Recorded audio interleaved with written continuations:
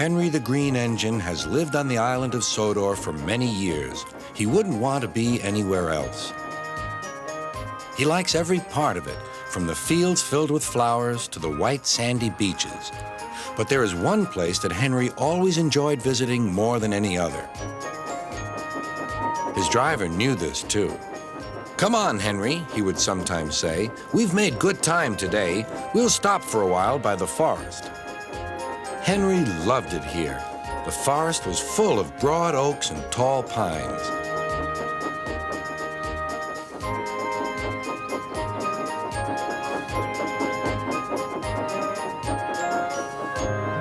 Henry could remember the day long ago when he and Toby brought some new trees to be planted, and Terence and Trevor helped haul them into place.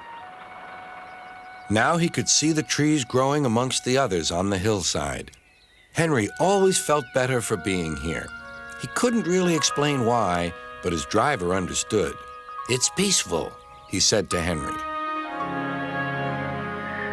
But one night, everything changed.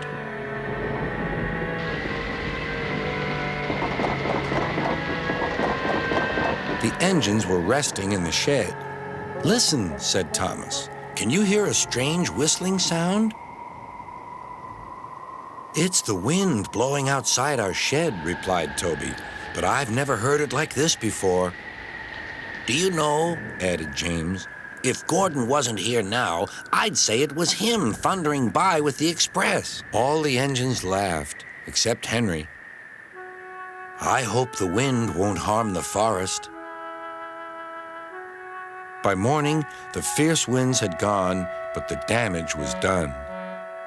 Henry's driver came to see him in the yard. "Trees have fallen on the line," he said. "We must help clear the tracks." Donald set off with the breakdown train, and Henry followed.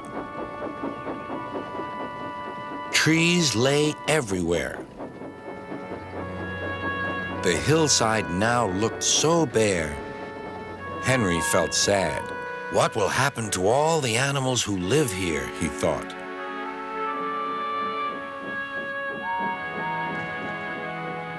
When Henry's flat cars were full of logs, he took them to the timber mill where they would be turned into furniture and other things.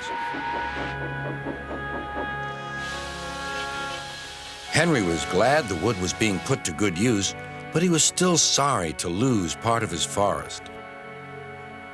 "Oh dear," sighed Toby to Thomas. "I wish there was something we could do to make things better again." "Yes, indeed," replied Thomas. "But what? We can't mend broken trees." "Hello, Toby," said Sir Topham Hatt. "You do look glum." "I'm sad about the trees," said Toby, "and so is Henry. The forest is a special place to him. Now some of it is gone." "We'll soon put that right," replied Sir Topham Hatt. "I have an important job for you, Toby. I would like you to take some freight cars to the forest." When the freight cars arrived, Toby was delighted. They were full of splendid young trees all ready for planting.